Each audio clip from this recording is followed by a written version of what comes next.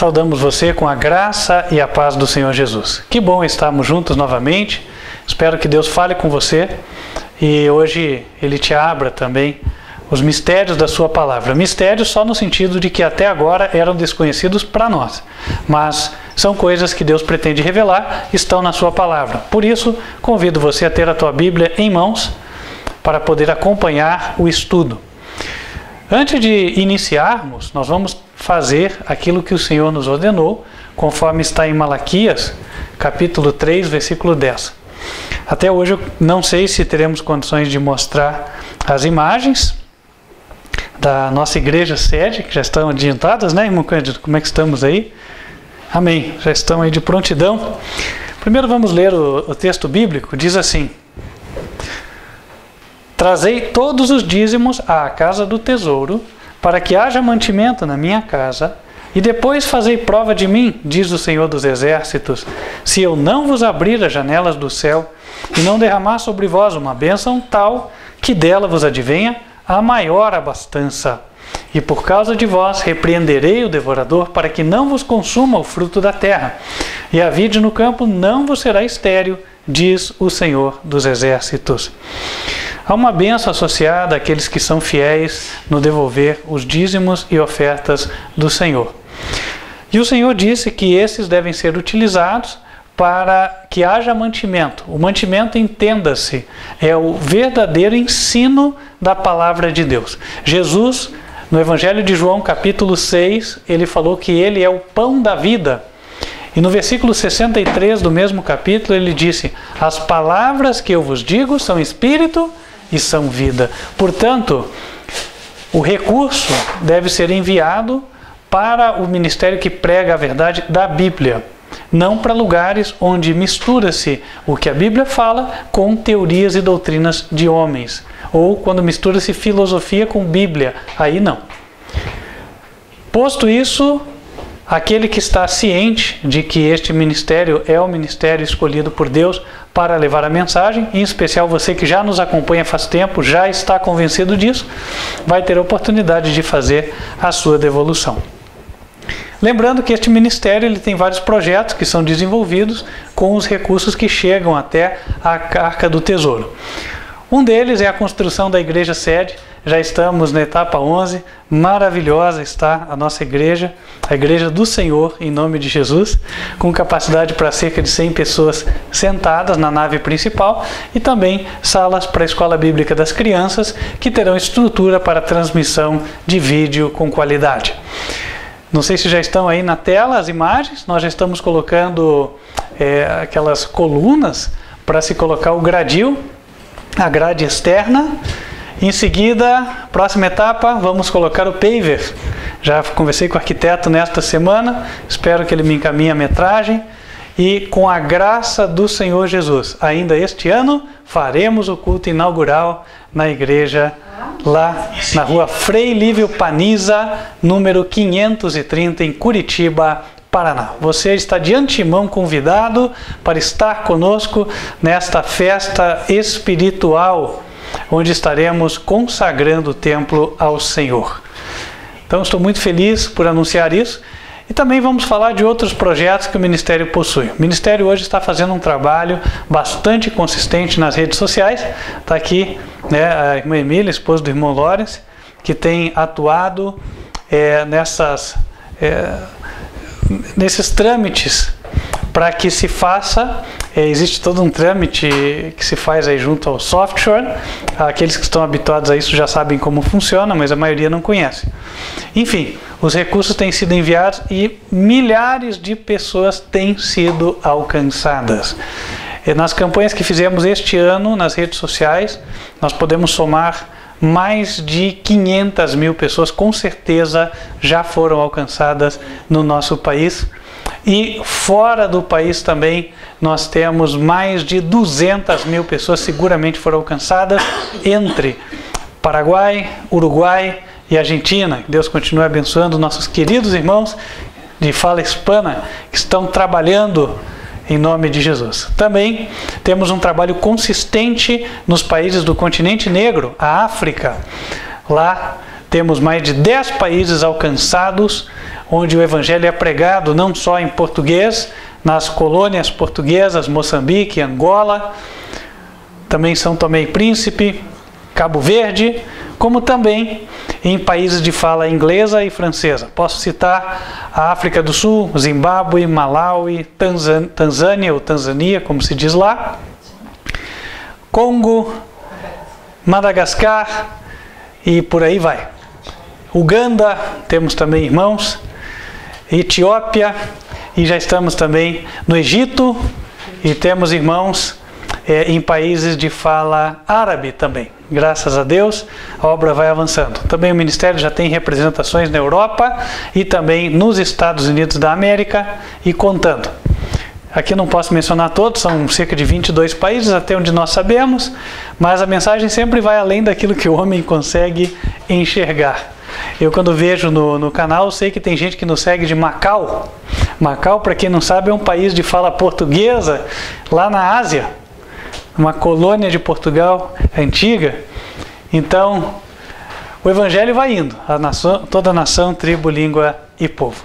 Temos todo o material evangelístico impresso também, que está disponível de forma gratuita. Você que quer fazer evangelismo, solicite os folhetos do Ministério, os guias de estudo bíblico. Nós temos ele para você, sem custo. Você vai pagar só o frete se não conseguir vir buscar na igreja sede ou nas igrejas do Ministério que possuem algum estoque. Também temos esse material gratuito via PDF. Hoje em dia está muito fácil, trabalho via celular, solicita, nós enviamos para você. Nosso meio de contato é pelo WhatsApp. Se você está fora do Brasil, disca 55 e no país 41 99509 8425. Para finalizar, nós temos pessoas que trabalham a tempo integral na obra. Não é o meu caso, eu sou ofertante dizimista como você, mas há sim aqueles que estão a tempo integral e vivem do Evangelho. Portanto, o Ministério tem sim as despesas que são relacionadas à pregação do Evangelho e elas são cobertas com os recursos que vêm até a casa do tesouro. Lembrando que os dizimistas e ofertantes fiéis têm a possibilidade de receber o relatório de aplicação de dízimos e ofertas que é fechado a cada mês. Estamos para fechar o mês de julho, ainda não fechamos, mas eu creio que esta semana conseguiremos finalizar. Os demais meses já temos. Nós só não fornecemos informação para curiosos e bisbilheteiros. Vocês conseguem entender o que eu estou dizendo. A ideia é que a pessoa que realmente é sincera, a pessoa que realmente tem interesse no avanço da obra, ela sim possa ser o nosso ombudsman, possa ver onde está sendo aplicado e eventualmente nos dar sugestões. Posto isso, meus queridos, nós vamos nos colocar em pé, vamos louvar a Deus e aqueles que se prepararam poderão fazer a sua devolução enquanto nós louvamos. Lembrando que o hino que vamos cantar está no inário do Ministério. Você que quer louvar conosco, solicite gratuitamente, vamos te enviar o PDF.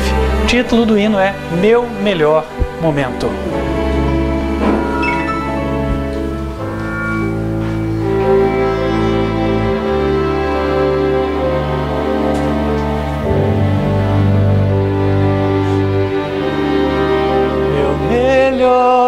Momento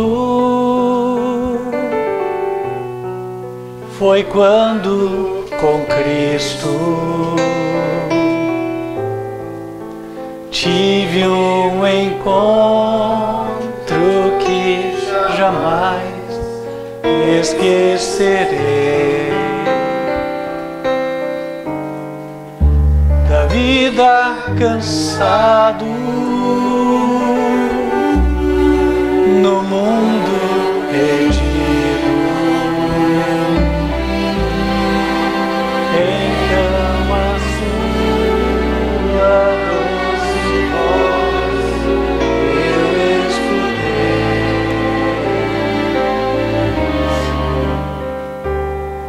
Com tanto amor me chamou, amor que eu jamais fiz por merecer. Quando ele me disse assim: vinde a mim, se estás cansado, eu te aliviarei.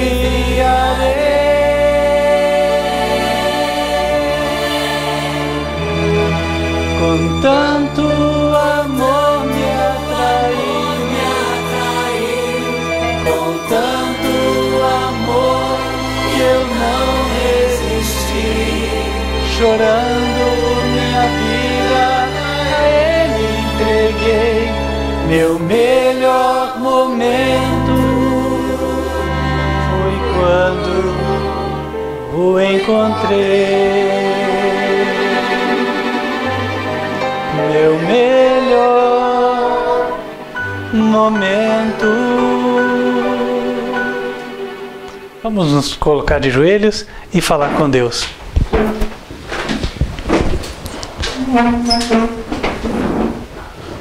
Santo e bom Pai, que nos altos céus habitas, quão bom estarmos reunidos para louvarmos o Senhor, para nos achegarmos a Ti e pela Tua presença, sermos santificados. Amém. Aqui está, Senhor, a Tua pequena igreja, o Teu povo. Venha abençoá-la, ó Deus. Abençoe também aqueles que nos acompanham virtualmente em qualquer lugar da terra. O Senhor conhece a cada um pelo nome. E que hoje, cada um, Senhor, receba a bênção especial. Conforme o Senhor tem dito que assim faria no Teu santo dia de repouso, àqueles que o observassem. Pedimos ao Senhor que venhas abençoar estas pequenas contribuições, os dízimos e ofertas. Abençoe os dizimistas, abençoe os ofertantes, abençoe o Teu povo, ó Deus. Que o Senhor possa abrir as portas para aqueles que precisam, sejam elas quais forem. A porta do emprego, a porta da lucratividade, a porta da venda, a porta do aluguel, seja o que for, ó Deus. Pedimos também que o Senhor venha abençoar-nos com a palavra. Que hoje o Senhor venha nos alimentar efetivamente. A verdade que é mais necessária para este momento seja compartilhada nesta ocasião. Fala aos nossos corações, ó Deus. Pedimos estas bênçãos em nome de Cristo Jesus. Amém. Amém. Amém.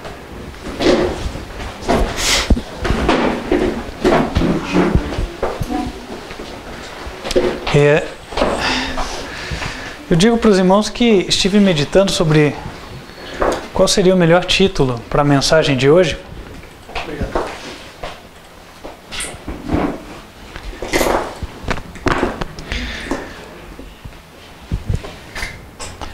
E me ocorreu algo da seguinte forma. Decretos religiosos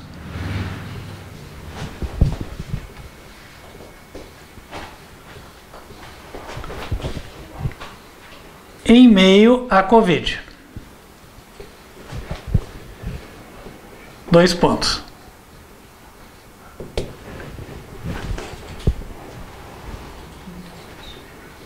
Qual a sua validade? Aqui, até já vou adiantando, não se trata de um discurso político. Nós não vamos falar aqui das opiniões políticas, quem apoia, quem desaprova. Não se trata de um ativismo, mas se trata de analisar esse tema à luz da palavra de Deus, a fim de entendermos o que está acontecendo e podermos extrair as lições espirituais que nós precisamos e aplicá-la para as nossas vidas. É justamente isso que vamos fazer nesse momento. Para isso, nós vamos analisar algumas histórias passadas onde existiram decretos que entravam na questão religiosa. Em especial, nós vamos tratar de 3 decretos aqui. Um deles encontra-se no livro de Esther e outros 2 no livro de Daniel. Mas antes de abrirmos a Bíblia, eu queria só contextualizar um pouco melhor.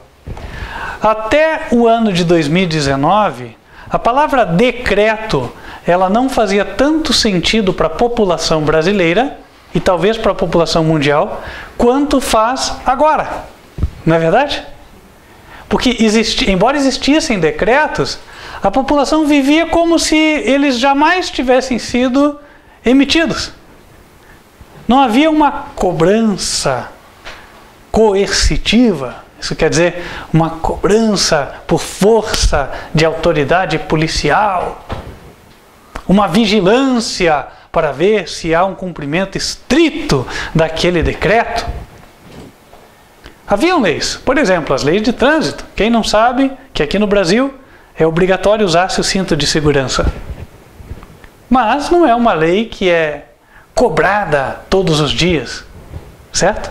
Mas em 2020 nós nos vimos diante de decretos emitidos por prefeitos e governadores que foram sim forçados sobre a população, por assim dizer. O que eu quero dizer com isso? Colocou-se a polícia para fiscalizar. E não só a polícia, outros agentes públicos que também foram ou empoderados ou que já tinham sido empoderados. Para quem não entende, a palavra ser empoderado significa que é dada autoridade àquela pessoa para que ela venha fiscalizar. E aí, alguns desses decretos, como nós já comentamos em outras ocasiões, dizem respeito à religião, em meio à Covid. Aí acabam entrando no terreno bíblico, não tem como fugir. Nós estivemos analisando, algumas semanas atrás, que surgiram decretos no estado do Rio Grande do Sul, no estado do Paraná, no estado do Rio Grande do Norte, o estado do Piauí, estado do Ceará, para citar alguns, proibindo a abertura de estabelecimentos no domingo. E nós também comentamos que, historicamente falando, até considerando a história mais recente ou pós-moderna do nosso país, esses decretos eles têm uma motivação religiosa. Poucos anos atrás, a deputada Janete de Sá, do Espírito Santo, propôs um projeto de lei onde os estabelecimentos devessem ser fechados aos domingos. E na justificativa para sua propositura, ela usou exatamente o texto do Catecismo Católico, do parágrafo 2172, onde é explorado o terceiro mandamento, e aqui a igreja fala da imposição que ela coloca sobre os fiéis católicos de guardarem os domingos e irem à missa aos domingos. Então o contexto do catecismo é esse. E aí, especificamente neste parágrafo, disse assim: o agir de Deus é o modelo do agir humano. Se Deus retomou o fôlego, entre aspas, esta expressão, retomou o fôlego. Se Deus retomou o fôlego no sétimo dia, Êxodo 31, 17, também o homem deve, entre aspas, folgar, fecha aspas, e deixar que os outros, sobretudo os pobres, entre aspas, retomem fôlego, fecha aspas e ponto. Mais à frente, até o catecismo acrescenta: é um dia de protesto contra as escravidões do trabalho e o culto do dinheiro. Fato é que a motivação para a deputada Janete de Sá propor esta lei dominical no estado do Espírito Santo era pura e simplesmente religiosa. Bastava você conhecer o texto do catecismo, você ia ver que ele foi integralmente reproduzido na sua proposta de projeto de lei. E assim, toda e qualquer lei proibindo o descanso ou proibindo o trabalho aos domingos. Porque ao dar preferência a um dia da semana, notadamente demonstra-se que há uma intenção de que aquele dia especificamente seja observado. Uma lei imparcial diria, por exemplo, é obrigatório um dia de descanso semanal aos trabalhadores. Isso seria uma lei imparcial. Esta lei estaria apenas e tão somente focada no trabalho. Mas uma lei que define o dia, ainda mais coincidindo com um dia apregoado por denominações religiosas como dia de repouso, disse que esta lei tem vício de iniciativa. Esse termo está começando a ficar mais comum, porque eventualmente vocês ouvem nos jornais, né? Então tem um vício de iniciativa. E essas leis com vício de iniciativa começaram a pulular aqui no Brasil no ano de 2020. Especificamente, eu faço menção da lei que foi promulgada na cidade de Betim. A Betim, para quem não sabe, é onde fica a sede da Fiat, na região metropolitana de Belo Horizonte, Minas Gerais. Ali determinou-se na lei que os templos religiosos só poderiam ter cultos em 3 dias da semana: quartas-feiras, sextas-feiras e domingos. Ora, é uma lei que, por mais que alegue ter uma motivação relacionada à saúde do povo, ou seja, a Covid, na prática, né, ela tem um cunho religioso, não tem como se negar. Como é que uma lei dessa vai dizer que dia que a igreja pode abrir, gente? Que dia que a pessoa pode cultuar? Pois é, mas foi o que aconteceu. Por assim dizer, né, debaixo do nosso nariz, nós vimos isso aí. A maioria nem notou, mas aconteceu. Qual é a validade destas leis? Então, para falar da validade dessas leis, eu tenho que chegar num ponto, e aí nós podemos abrir a Bíblia. Quando é que a lei é válida para todos os efeitos? Existe uma questão que no direito se aplica, vamos lá, alguns aqui têm curso de direito, podem até me ajudar se eu falhar, né? Existe o que é de fato e existe o que é de fato e de direito. Não são coisas iguais. Certo? Por exemplo, eu posso ter o direito de dirigir, mas se o policial me impedir, embora eu tenha o direito, eu não tive essa prerrogativa de fato. Eu a teria de fato se eu realmente fosse autorizado, o policial não me impedisse de assumir o controle de um volante do carro e dirigir. Certo? Isso é o fato, é o que efetivamente aconteceu. O direito é o que está no papel. É o que foi dito que eu posso fazer, ou que eu não posso fazer. O decreto, ele estabelece o direito. Ele está no papel, ele é um papel escrito e assinado. Então ele está dizendo, olha, o culto religioso, no caso de Betim, durante a vigência do decreto, o culto religioso só pode ser realizado às quartas-feiras, sextas-feiras e domingo. Agora, quando é que o decreto ele é efetivado para todos os efeitos? Ou seja, ele está em vigor para todos os efeitos. Quando efetivamente a polícia sai na rua e se estiver vendo uma igreja aberta fora desses dias, vai lá e fecha. Então o decreto está em vigência para todos os efeitos. Agora, se esse decreto só fica no papel, as igrejas continuam abrindo em qualquer dia, segunda, terça-feira, quinta, sábado. Então o que se fala? Para todos os efeitos o decreto foi nulo. Por quê? Porque ele não levou a um efetivo cumprimento. Estou falando certo aqui? Então, a anulação de um decreto pode se dar pela não aplicação dele. E aí ele morre. Um exemplo que a gente vê, talvez para ajudar os irmãos a entenderem, são as famosas medidas provisórias do presidente, né? Então ele faz uma medida provisória e às vezes ela depende de qualquer coisa e ela tem um prazo de vigência, e aí se cumprir aquele prazo de vigência e ela não for ratificada lá no Congresso, ela cai. Então, se ela não fez acontecer o que estava ali no papel, aquilo ficou para todos os efeitos anulado. Perdeu-se o valor. No caso do extintor, foi revogada a lei do carro, o uso obrigatório do extintor. É um exemplo. Certo, aí foi dito uma lei revogada, aí é diferente. Você tem outro instrumento jurídico que faz cessar a vigência da lei, né? Mas aqui o que nós estamos tentando colocar para os irmãos é o seguinte: uma lei, ela está em vigor para todos os efeitos quando efetivamente ela é posta em vigência, quando ela é forçada, ela é cumprida efetivamente, né? Agora, se a lei não é cumprida, é como se ela não existisse, correto? Certo. Então é isso. Então, para todos os efeitos, a lei é anulada ou ela é nula. E é justamente nesse contexto que nós vamos entender os 3 exemplos bíblicos. Vamos abrir no livro de Esther. Uma ocasião onde o monarca autorizou que se fizesse uma lei religiosa. Esther.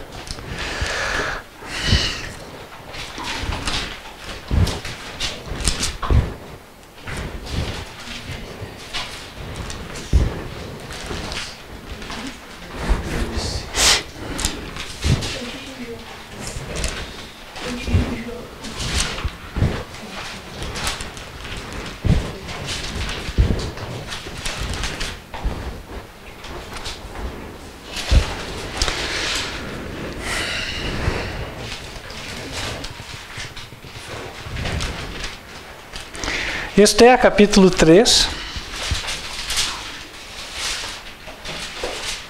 versículos 1 em diante. Depois dessas coisas, o rei Assuero engrandeceu a Amã, filho de Amedata, Agagita, e o exaltou, e pôs o seu lugar acima de todos os príncipes que estavam com ele. E todos os servos do rei, que estavam à porta do rei, se inclinavam e se prostravam perante Amã, porque assim tinha ordenado o rei acerca dele. Porém, Mardoqueu não se inclinava nem se prostrava. Então os servos do rei, que estavam à porta do rei, disseram a Mardoqueu: por que traspassas o mandado do rei? Sucedeu, pois, que, dizendo-lhes eles isso de dia em dia, e não lhes dando ele ouvidos, o fizeram saber a Amã, para verem se as palavras de Mardoqueu se sustentariam, porque ele lhes tinha declarado que era judeu. Vendo, pois, Amã que Mardoqueu não se inclinava nem se prostrava diante dele, Amã se encheu de furor. Porém, em seus olhos teve em pouco o pôr as mãos só sobre Mardoqueu, porque lhe haviam declarado o povo de Mardoqueu.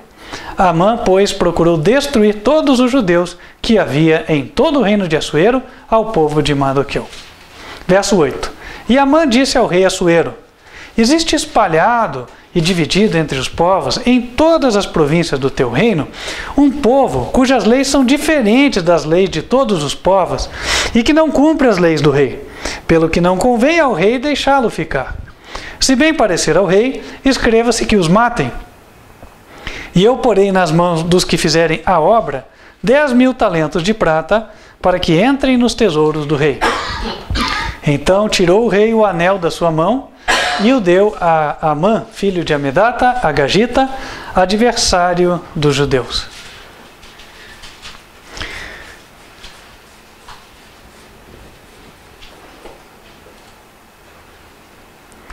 Versículo 12. Então chamaram os escrivães do rei no primeiro mês, no dia 13 do mesmo, e conforme tudo quanto Amã mandou, se escreveu aos príncipes do rei e aos governadores que havia sobre cada província e aos principais de cada povo, a cada província segundo a sua escritura e a cada povo segundo a sua língua. Em nome do rei Assuero se escreveu e com o anel do rei se selou. Capítulo 4, versículo 3. E em todas as províncias aonde a palavra do rei e a sua lei chegavam, havia entre os judeus grande luto, com jejum e choro e lamentação, e muitos estavam deitados em pano de saco e cinza. Aqui nós vemos a situação clara de uma lei com vício de iniciativa. Amã ficou furioso com Mardoqueu porque Mardoqueu não prestava a ele a honra que era devida somente a Deus. Nós devemos nos prostrar diante de quem? Diante de Deus. No segundo mandamento, em Êxodo, capítulo 20,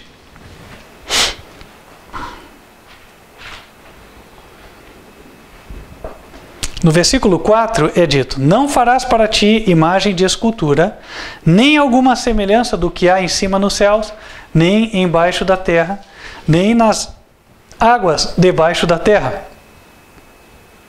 Não te encurvarás a elas, nem as servirás, porque eu, o Senhor teu Deus, sou Deus zeloso. Zeloso quer dizer ciumento. Deus não quer que nós nos prostremos diante do que quer que seja, a não ser Ele. Ele é Deus. E Jesus é o seu representante, ele sim, diante dele podemos nos inclinar. Mas não diante de Amã. Amã ficou furioso porque Mardoqueu continuava obedecendo a Deus. Agora notem uma coisa. Mardoqueu não era um ativista. Se vocês acompanharam a leitura, conseguiram enxergar que Mardoqueu simplesmente não se curvava, mas também não procurava chamar a atenção para isso. Ocorre que os seus amigos é que começaram a notar e falar, mas por que você não se inclina?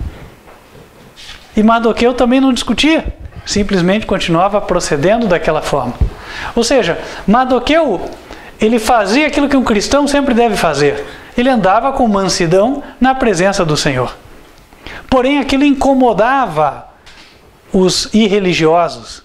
E aí, eles foram criar uma ocasião contra Mardoqueu para ver se as palavras de Mardoqueu se sustentariam. É exatamente o que a Bíblia diz. Vamos ver até onde vai o escrúpulo desse Mardoqueu. E aí, falaram para Amã. Amã, veja, Amã era um ministro de Estado. Não estava nem aí para um súdito, certo? Até que chamassem atenção para ele. Mas Amã, veja, tem um fulano ali, ó, que ele não dá a devida honra, não dá a honra devida a você, não se inclina, não se prostra.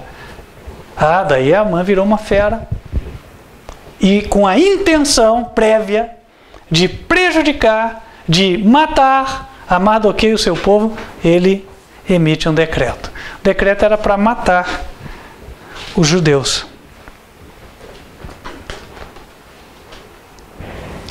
No capítulo 3 de Esther, versículo 13, é dito: e as cartas se enviaram pela mão dos correios a todas as províncias do rei, que destruíssem, matassem e lançassem a perder a todos os judeus, desde o moço até ao velho, crianças e mulheres, em um mesmo dia, a 13 do 10º mês, que é o mês de Adar, e que saqueassem o seu despojo. E o que aconteceu naquele dia fatídico, anunciado pelo decreto? Esther 9, versículo 1.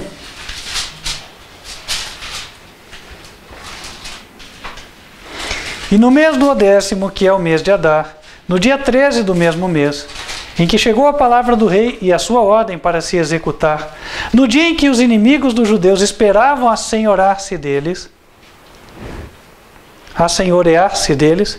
sucedeu o contrário, porque os judeus foram os que se assenhorearam dos seus aborrecedores, porque os judeus, nas suas cidades, em todas as províncias do rei Assuero, se ajuntaram para pôr as mãos sobre aqueles que procuravam o seu mal, e nenhum podia resistir-lhes, porque o seu terror caiu sobre todos aqueles povos. E todos os maiorais das províncias, e os sátrapas, e os governadores, e os que faziam a obra do rei, auxiliavam os judeus, porque tinha caído sobre eles o temor de Mardoqueu. Versículo 5. Feriram, pois, os judeus a todos os seus inimigos, a golpes de espada e com matança e com destruição, e fizeram dos seus aborrecedores o que quiseram. Verso 10. Os 10 filhos de Amã, filho de Amedata, inimigo dos judeus, foram mortos. Verso 11. No mesmo dia veio perante o rei, o número dos mortos na fortaleza de Suzã. O decreto era para que se matassem os judeus. Mas o que aconteceu? Embora o decreto não tivesse sido revogado em nenhum momento, quem tiver interesse pode ler o livro de Esther, o decreto pronunciado por Amã não foi revogado, até porque na Constituição do Império Medo-Persa, a lei, uma vez promulgada, não voltava atrás.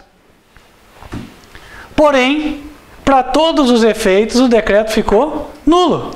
Porque no dia em que o decreto dizia para se matarem os judeus, ocorreu exatamente o contrário. Os judeus foi que mataram seus inimigos. E quem esteve operando nesta obra? Deus. Deus inverteu. Deus fez com que o decreto do homem para todos os efeitos fosse anulado. Vamos para o segundo exemplo em Daniel. Livro de Daniel, capítulo número 3. Também bastante conhecido. Desta vez o governo era uma monarquia, o governo de Nabucodonosor, rei da Babilônia.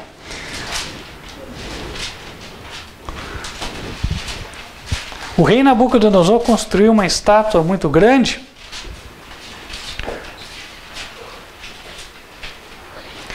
E aí no versículo 4, versículo 2, e o rei Nabucodonosor mandou ajuntar os sátrapas, os prefeitos, os presidentes, os juízes, os tesoureiros, os conselheiros, os oficiais e todos os governadores das províncias, para que viessem à consagração da estátua que o rei Nabucodonosor tinha levantado. Então se ajuntaram os sátrapas, os prefeitos, os presidentes, os juízes, os tesoureiros, os conselheiros, os oficiais e todos os governadores das províncias para a consagração da estátua que o rei Nabucodonosor tinha levantado, e estavam em pé diante da imagem que Nabucodonosor tinha levantado. E o arauto apregoava em alta voz: ordena-se a vós, ó povos, nações e gente de todas as línguas, quando ouvirdes o som da buzina, do pífaro, da harpa, da sambuca, do saltério, da gaita de foles e de toda sorte de música, vos prostrareis e adorareis a imagem de ouro que o rei Nabucodonosor tem levantado. E qualquer que não se prostrar e não a adorar, será na mesma hora lançado dentro do forno de fogo ardente. Portanto, no mesmo instante em que todos os povos ouviram o som da buzina, do pífaro, da harpa, da sambuca, do saltério e de toda sorte de música, se prostraram todos os povos, nações e línguas e adoraram a estátua de ouro que o rei Nabucodonosor tinha levantado. Ora, no mesmo instante se chegaram alguns homens caldeus e acusaram os judeus. Parece que então não foram todos que adoraram a estátua. Verso 9, e falaram e disseram ao rei Nabucodonosor: ó rei, vive eternamente. Tu, ó rei, fizeste um decreto pelo qual todo homem que ouvisse o som da buzina, etc, etc. Verso 11, e qualquer que se não prostrasse e adorasse, seria lançado dentro do forno de fogo ardente. Há uns homens judeus que tu constituíste sobre os negócios da província de Babilônia, Sadraque, Mesaque e Abednego. E esses homens, ó rei, não fizeram caso de ti. A teus deuses não servem, nem a estátua de ouro que levantaste adoraram. Então Nabucodonosor, com ira e furor, mandou chamar Sadraque, Mesaque e Abednego, e trouxeram esses homens perante o rei. Falou Nabucodonosor e lhes disse: é de propósito, ó Sadraque, Mesaque e Abednego, que vós não servis a meus deuses, nem adorais a estátua de ouro que levantei? Agora, pois, se estáis prontos, quando ouvirdes o som da buzina, do pífaro, da cítara, da harpa, do saltério, da gaita de foles e de toda sorte de música, para vos prostrardes e adorardes a estátua que fiz, bom é. Mas se não a adorardes, sereis lançados na mesma hora dentro do forno de fogo ardente. E quem é o Deus que vos poderá livrar das minhas mãos? Responderam Sadraque, Mesaque e Abednego e disseram ao rei Nabucodonosor: não necessitamos de te responder sobre este negócio. Eis que o nosso Deus, a quem nós servimos, é que nos pode livrar. Ele nos livrará do forno de fogo ardente e da tua mão, ó rei. E se não, fica sabendo, ó rei, que não serviremos a teus deuses, nem adoraremos a estátua de ouro que levantaste. Então Nabucodonosor se encheu de furor e se mudou o seu aspecto contra Sadraque, Mesaque e Abednego. Falou e ordenou que o forno se aquecesse 7 vezes mais do que costuma se aquecer. E ordenou aos homens mais fortes que estavam no seu exército que atassem a Sadraque, Mesaque e Abednego para os lançarem no forno de fogo ardente. E aí, verso 23, estes 3 homens, Sadraque, Mesaque e Abednego, caíram atados dentro do forno de fogo ardente. Então o rei Nabucodonosor se espantou e se levantou depressa, falou e disse aos seus capitães: não lançamos nós 3 homens atados dentro do fogo? Responderam e disseram ao rei: é verdade, ó rei. Respondeu e disse: eu, porém, vejo 4 homens soltos que andam passeando dentro do fogo, e nada há de lesão neles. E o aspecto do quarto é semelhante ao filho dos deuses. Então se chegou Nabucodonosor à porta do forno de fogo ardente, falou e disse: Sadraque, Mesaque e Abednego, servos do Deus vivo, do Deus Altíssimo, saí e vinde. Então Sadraque, Mesaque e Abednego saíram do meio do fogo. E ajuntaram-se os sátrapas, os prefeitos e os presidentes e os capitães do rei, contemplando estes homens, e viram que o fogo não tinha tido poder algum sobre os seus corpos. Nem só um cabelo da sua cabeça se tinha queimado, nem as suas capas se mudaram, nem cheiro de fogo tinha passado sobre eles. Mais uma vez, um decreto com vício de iniciativa. Qual era o objetivo do decreto? Obrigar as pessoas a seguirem a religião do rei. O rei falou: todos têm que adorar a estátua que eu fiz. E aí aqueles judeus, o que fizeram? Mais uma vez, não afrontaram, não foram ativistas, não fizeram piquete para dizer: o rei não tem direito de fazer essa lei, nada disso. Simplesmente, na hora que foi ordenado adorar, não adoraram. E quando não adoraram, o rei quis que o decreto fosse levado a efeito, e aqueles homens foram lançados na fornalha de fogo ardente. Mas eles voltaram sem dano algum. Então, para todos os efeitos, o decreto foi ou não foi anulado? Foi anulado. O objetivo do decreto era que se matasse os desobedientes. E nada aconteceu com os desobedientes. Ou seja, Deus atuou, e um filho dos deuses, como disse Nabucodonosor, o próprio filho de Deus, Jesus, passeou com aqueles três dentro do fogo para mostrar que um decreto do governo civil, um decreto do homem, que entra na questão da religião, ele é anulado por Deus. Por Deus ele é considerado completamente nulo. E ninguém está obrigado a seguir aquilo do decreto que diz respeito à religião. E temos mais um terceiro exemplo quando nós vamos tratar, que segue a mesma linha, nós não vamos ler tantos versos.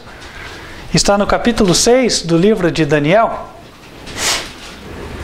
O rei foi conduzido a fazer um decreto onde ninguém poderia orar por 30 dias a ninguém, senão ao rei. Verso 7. Todos os príncipes do reino, os prefeitos e presidentes, capitães e governadores tomaram conselho a fim de estabelecerem um edito real e fazerem firme este mandamento, que qualquer que, por espaço de 30 dias, fizer uma petição a qualquer Deus ou a qualquer homem, e não a ti, ó rei, seja lançado na cova dos leões. Agora, pois, ó rei, confirma o edito e assina a escritura, para que não seja mudada, conforme a lei dos medos e dos persas, que se não pode revogar.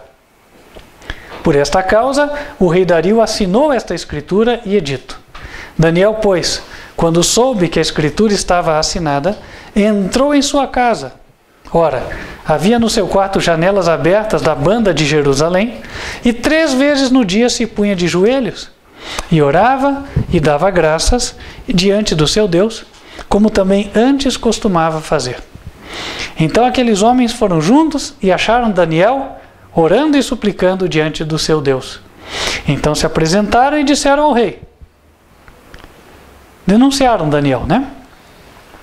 Versículo 13. Então responderam e disseram diante do rei: Daniel, que é dos transportados de Judá, o Daniel não tem feito caso de ti, ó rei, nem do edito que assinaste. Antes, 3 vezes por dia faz a sua oração. Ora, que crime, né? Fazer a oração. Pois é, mas eles fizeram de um jeito a tal da lei, que até fazer oração a Deus era crime. E agora era um crime tipificado na lei. E sendo um crime, então a transgressão tinha que ser punida. E aí o que aconteceu em relação a Daniel? Verso 16. Então o rei ordenou que trouxessem a Daniel e o lançaram na cova dos leões. E falando o rei disse a Daniel: o teu Deus, a quem tu continuamente serves, ele te livrará. E foi trazida uma pedra e foi posta sobre a boca da cova, e o rei a selou com o seu anel e com o anel dos grandes, para que se não mudasse a sentença acerca de Daniel. Versículo 19. E pela manhã cedo, o rei se levantou e foi à pressa à cova dos leões. E chegando-se à cova, chamou por Daniel com voz triste. E falando o rei, disse a Daniel: Daniel, servo do Deus vivo, dá-se-ia o caso que o teu Deus, a quem tu continuamente serves, tenha podido livrar-te dos leões? Então Daniel falou ao rei: Ó rei, vive para sempre! O meu Deus enviou o seu anjo e fechou a boca dos leões para que não me fizessem dano, porque foi achada em mim inocência diante dele. E também contra ti, ó rei, não tenho cometido delito algum. Então o rei muito se alegrou em si mesmo e mandou tirar a Daniel da cova. Assim foi Daniel tirado da cova, e nenhum dano se achou nele, porque crera no seu Deus. E ordenou o rei, e foram trazidos aqueles homens que tinham acusado Daniel, e foram lançados na cova dos leões, eles, seus filhos e suas mulheres. E ainda não tinham chegado ao fundo da cova, quando os leões se apoderaram deles e lhes esmigalharam todos os ossos. Ninguém podia dizer que os leões não estavam com fome, né? Estavam com fome. Porém, Daniel foi protegido de forma milagrosa pelo seu Deus. E no final, Daniel ainda, com ousadia, com coragem, disse ao rei: contra ti eu não cometi delito algum. Por mais que o rei tivesse assinado uma lei. Ele falou: não, eu não cometi delito algum contra ti. Né? Por quê? Porque Deus estabeleceu de forma clara que no tocante à religião, nenhum homem tem direito de obrigar o outro a fazer qualquer coisa. Decretos religiosos simplesmente não são da alçada do Estado. Não são da alçada dos governadores, dos prefeitos, dos juízes, nem são da alçada da Assembleia Legislativa. O povo elege os seus representantes não é para que eles votem leis religiosas, é para que eles possam organizar as questões civis, as questões que dizem respeito à sociedade. Porém, há uma igreja que opera segundo outro princípio, e desconsiderando aquilo que a Bíblia ensina, esta igreja ela quer sim se meter, se imiscuir nas questões sociais. Catecismo da Igreja Católica, aprovado por João Paulo II, edição latina, versão latina, parágrafo 2032. Diz assim, abre aspas: compete à Igreja anunciar sempre e por toda a parte os princípios morais, mesmo referentes à ordem social, e pronunciar-se a respeito de qualquer questão humana, enquanto o exigirem os direitos fundamentais da pessoa ou a salvação das almas.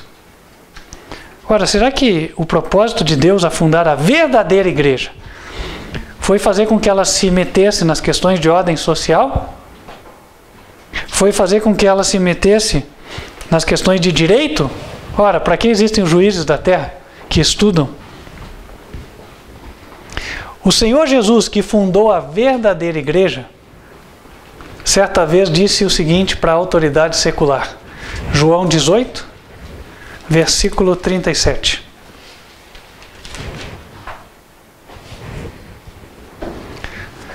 Disse-lhe, pois, Pilatos: logo tu és rei? Jesus respondeu: tu dizes que eu sou rei. Perdão, 36. Respondeu Jesus: o meu reino não é deste mundo.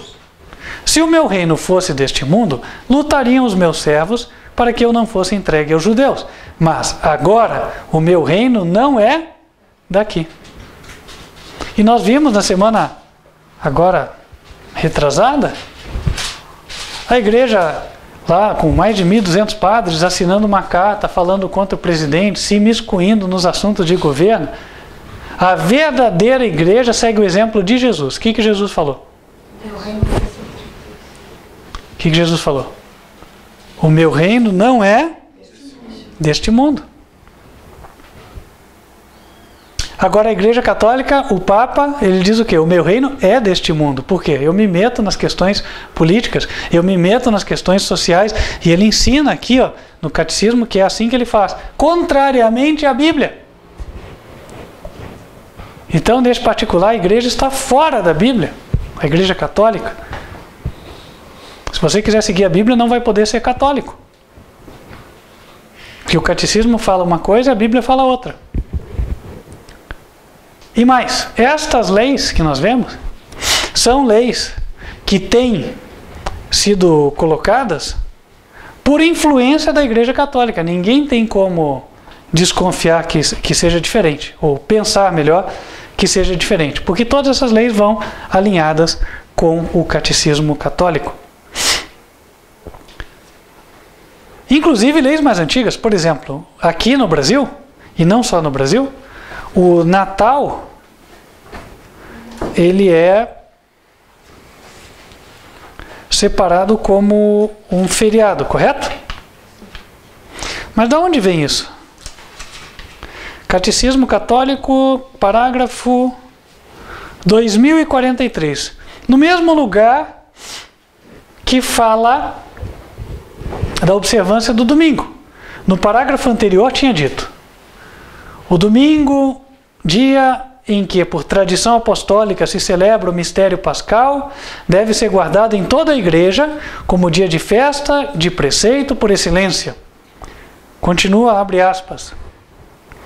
Devem ser guardados igualmente o dia do Natal de Nosso Senhor Jesus Cristo, da Epifania, da Ascensão e do Santíssimo Corpo e Sangue de Cristo, de Santa Maria, Mãe de Deus, de Sua Imaculada Conceição e Assunção, de São José, dos santos apóstolos Pedro e Paulo e, por fim, de todos os santos. Agora pergunto para os irmãos. A maioria dos feriados decretados pela autoridade civil que nós temos no nosso país, o Brasil, eles são feriados de qual origem? São dias de quê? Dia de santo. Dia de São João, né? Existe. Dia de São João, acho que é 24 de junho, não é? É isso? 29 de São Pedro. Tem dia da padroeira também, não é assim? Então, meus queridos irmãos, ora, o nosso governo, o nosso legislativo, o nosso próprio judiciário é influenciado grandemente pela Igreja Católica. A Igreja está procurando por trás das cortinas faz muito tempo imiscuir-se nas questões sociais. E aí é que surgem essas leis religiosas. A Igreja Católica é que protagoniza essas iniciativas para que sejam instauradas, sejam decretadas leis religiosas. E o verdadeiro servo de Deus, como deve agir? Como agiu Daniel. As leis podem interferir no nosso culto? Não. As leis podem interferir na nossa adoração a Deus? Jamais. Nós não precisamos sair com espada, pau e porrete para defender o nosso direito, certo? Porém, não devemos mudar a nossa conduta religiosa diante de Deus por nada. Amém. Ah, mas haverão consequências. Houveram com Daniel. Ele foi jogado na cova dos leões, mas Deus operou para anular o decreto. Houveram consequências para os amigos de Daniel. Eles foram lançados na fornalha ardente, mas Deus operou, protegeu-os e anulou o decreto. Amém. Houveram consequências para os judeus. O decreto do tempo de Esther não foi anulado, porém Deus reverteu. E mortos foram os inimigos. E hoje seria diferente, irmãos. Em Romanos capítulo 15, versículo 4, a Bíblia diz: tudo que foi escrito para nosso ensino foi escrito. Tudo que foi escrito para nosso ensino foi escrito. O que foi, será. Em Eclesiastes capítulo 1, versículo 9, a Bíblia diz: há alguma coisa que se possa dizer isto é novo? Não, já foi nos séculos anteriores antes de nós. Aí o verso 10. O que aconteceu nos séculos anteriores vai voltar a acontecer. Está já acontecendo. E você estava desperto? Estávamos atentos? Como disse na semana passada, posso repisar isso hoje. É a estratégia de cozinhar o sapo, começando com a água fria. Bota a panela de água fria, põe o sapo e liga o fogo. Se botasse a panela já fervendo, eles pulavam, né? Mas não, está se esquentando aos poucos. Ah não, o motivo é a saúde, o motivo é o vírus, né? O motivo é o vírus. Irmãos, o motivo não é o vírus. O objetivo de Satanás com essa crise é formatar a religião do povo. Formatar os hábitos religiosos. É aí que ele quer chegar. Não se enganem. A Igreja Católica está avançando pelas sombras. Ela quer retomar o poder político. E mesmo aqueles que hoje têm na mão a caneta do poder executivo, legislativo e judiciário. Não se enganem. Por meio destas leis, a Igreja quer retomar o poder e um dia subverter a tua autoridade também. Ninguém vai ficar de fora. A Igreja vai usurpar o poder do Estado, como fez na Idade Média. E aqueles que não seguirem os dogmas da Igreja, independente da posição que ocupem na sociedade, vão ser penalizados. Em Apocalipse capítulo 13, a Bíblia profetiza isso com todas as letras.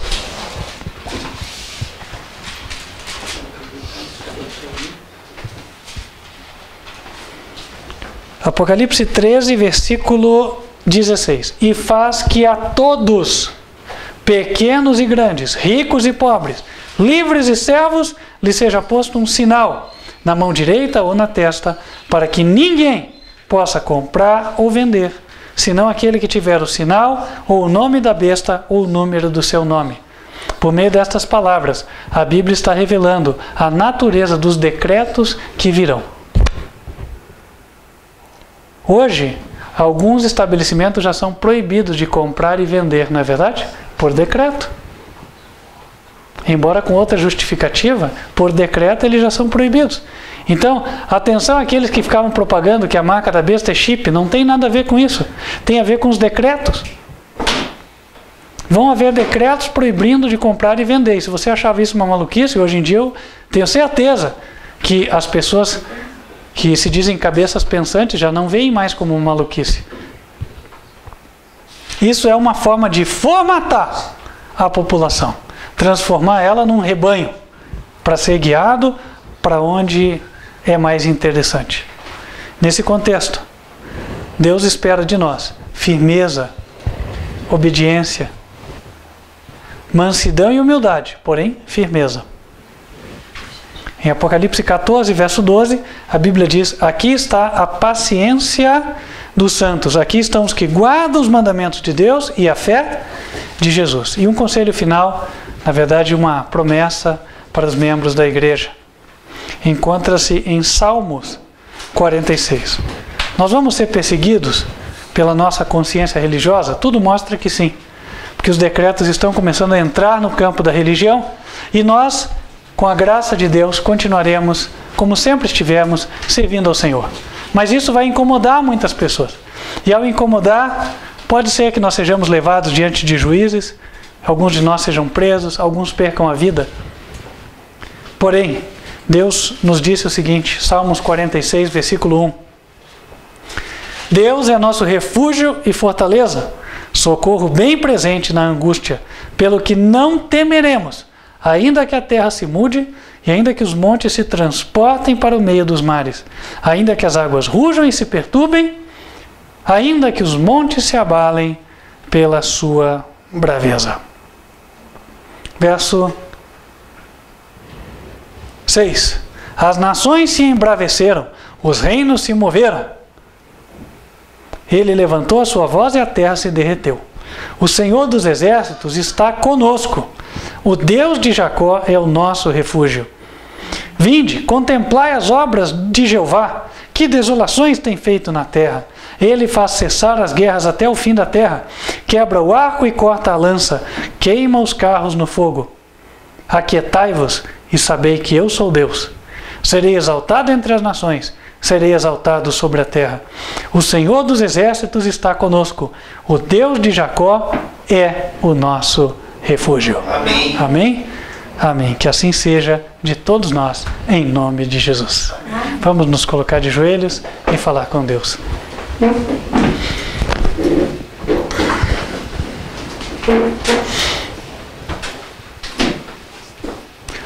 Todo-Poderoso Pai, que nos altos céus habitas, confiamos nossas almas a Ti. Amém, Senhor. Aproximam-se tempos tenebrosos, mas somos mais do que vencedores em Cristo Jesus, Teu Filho amado que morreu por nós. Vivifique e fortalece a nossa fé, que possamos permanecer firmes e inabaláveis, ainda que caiam os céus. E que o Teu povo, Senhor, possa levar essa verdade e empunhar a bandeira da liberdade religiosa diante de toda nação, tribo, língua e povo. Ao sermos chamados perante os grandes da terra, que não fraquejemos, mas que o Senhor nos dê a coragem, que avancemos e vençamos. Não como o homem entende que se vence, não com a força das armas, as armas físicas, mas sim com a força das armas espirituais. Vem estar com a Tua igreja, Deus. Fortalece-nos e guia-nos. É o que pedimos, em nome de Cristo Jesus. Amém. Amém. Para você que nos assiste, nós estendemos o convite para você continuar nos acompanhando. Lembrando que as transmissões ocorrem todos os sábados em 2 horários. 15 para as 10 da manhã, a Escola Bíblica das Crianças, e 11 horas da manhã, Mensagem do Culto. Você nos encontra no canal youtube.com/TV Advertência Final. Também você nos encontra pelo site advertenciafinal.com.br. Se é o teu desejo estudar mais a Bíblia e se preparar para dar o passo do batismo, entre em contato. Deus quer que você se una ao povo de Deus dos últimos dias, do Ministério Quarto Anjo Advertência Final. Este é o ministério que Deus levantou para pregar a mensagem dos mandamentos de Deus e a fé de Jesus a todo o mundo, porque os povos que vieram antes de nós falharam nesta missão. E que Deus nos ajude. Esperamos que você possa estar conosco também. Vamos invocar as bênçãos de Deus sobre a tua vida. Se você quer recebê-las, feche os teus olhos. Que o Senhor te abençoe e te guarde. Que o Senhor faça resplandecer o seu rosto sobre ti e de ti tenha misericórdia. Que o Senhor levante sobre ti o seu rosto e te dê a paz. Amém. Que Deus te abençoe e espero que continuemos juntos em todas as ocasiões que o Senhor tem planejado para estudarmos a sua palavra. Até lá.